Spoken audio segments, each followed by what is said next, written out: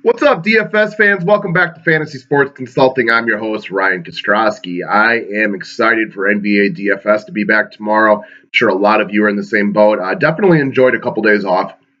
Lets you kind of recharge the batteries and get going, but I really don't know what to do with myself when I don't have DFS for a few days. I tweeted this out a couple days ago, but I feel like Ricky Bobby in Talladega Nights, where I don't really know what to do with my hands at night when I'm not watching basketball and monitoring box scores and stuff like that. So excited to get back going, but did enjoy the time off, of course, too. Anyway, reiterate. I put a video out on this the other day. Excuse me. I'm just going to reiterate, though. Running a 20% off sale on annual pricing for the rest of the month, kind of an all-star break sale. What it means is instead of the normal $200 for an entire year, it's only $160, which works out to a little over $13 per month, which is a huge discount off of the normal $30 per month. So what you would get by signing up, you send $160 via PayPal. You're going to get my daily write-ups for the rest of NBA. You're going to get all of MLB season, all of NFL, and then the start of next NBA year. And it's only $160 for the entire year, and you still get the VIP Facebook access. All my information is down below in the description section. You can follow me on Twitter. You can contact me that way.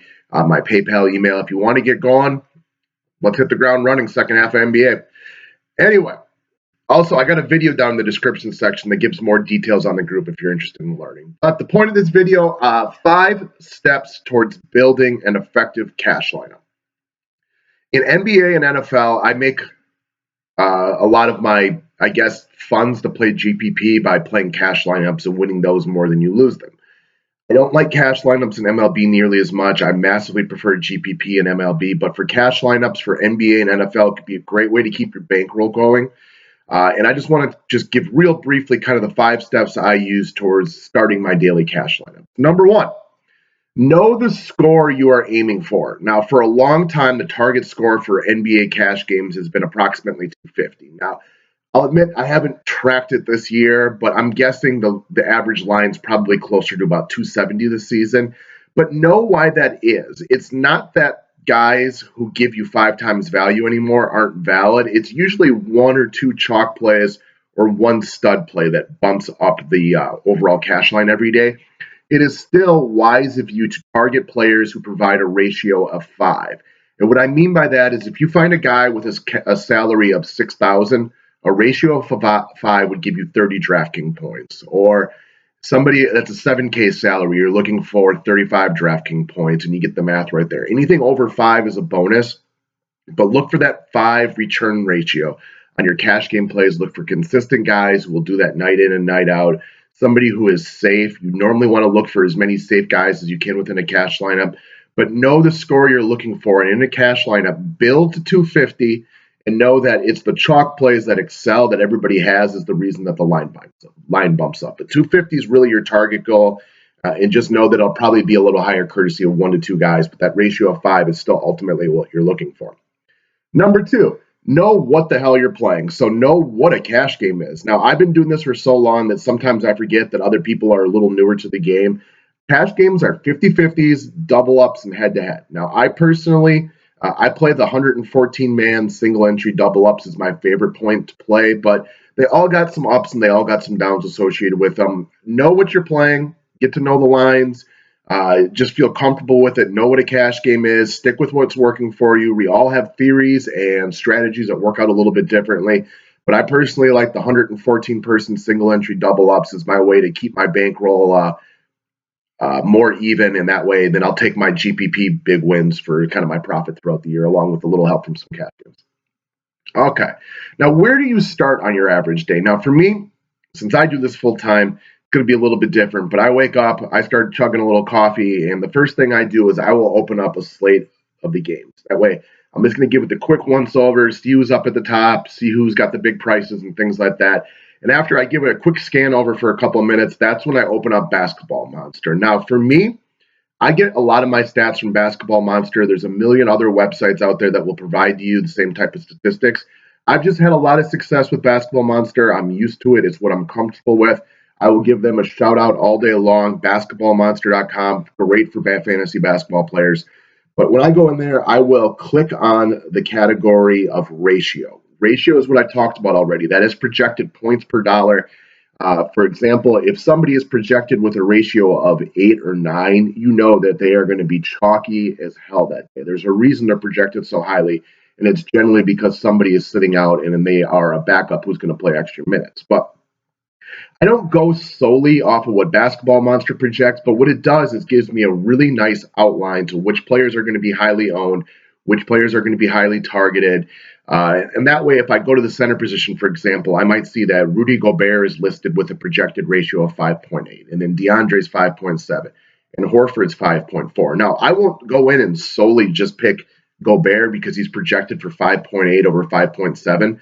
That's where I'll take my analysis as somebody who watches NBA, and I'll probably try to bring in some intangibles, look for stuff like who's on a back-to-back, who doesn't have a game to play for a couple days, who's likely to be involved in a closer game, and make my decisions that way. But having that outline of players, and most of those websites will rank them similar. They're not going to be the same, but they're going to be similar. And that gives you a great outline to start with day in and day out. All right, number 4. What I like to do is start with looking at necessary stars and injury subs. So what I mean by stars is your Westbrooks, your Hardens, your LeBron James, the guys with salaries over 10K. I need to know if any of them are must plays for the day. And so when Westbrook goes off for over 80 points and he's got ownership of over 33%, it becomes extremely difficult to win a cash game if you aren't part of the Westbrook train. Same thing goes with Harden or any of the guys that are over 10K. You need to know if these studs need to be must plays today because of their matchup. Just got to figure out. That's the first thing I look for. Second thing I look for is the injury fill-ins. I need to know which stars and which scrubs I need to play to figure out how aggressively I need to go studs and scrubs, or if I need to go more mid-tier guys. But you need to go and figure out, are there guys that are cheap that are fill-ins today, that are filling in for injured players that I have to take a look at? So if you get a point guard or a backup center that's going to get a lot of extra minutes that day due to injury or rest for somebody else, you really need to give those guys a close look, especially in cash games.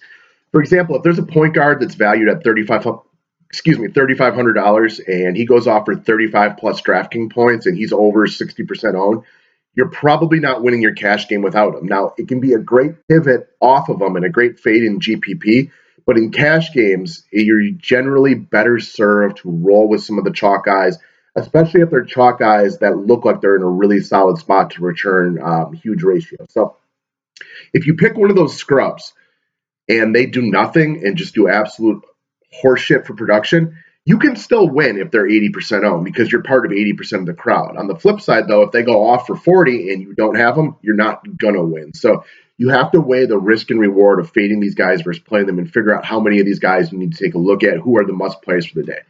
So now that I've got those guys taken a look at, I want to establish approximately a group of maybe 3 to 6 core players that I feel really, really good about. And then as the day comes in and new information comes out and I figure out if there's guys that now are must starts because of changes in lineups or whatever, I still have my core of 3 to 6 guys. That way I'm not starting from scratch later in the day if I find out new information. I have to have that group I feel really good about. There's a lot of nights, I'm as guilty of this as anybody, where I've got a really good cash lineup set up.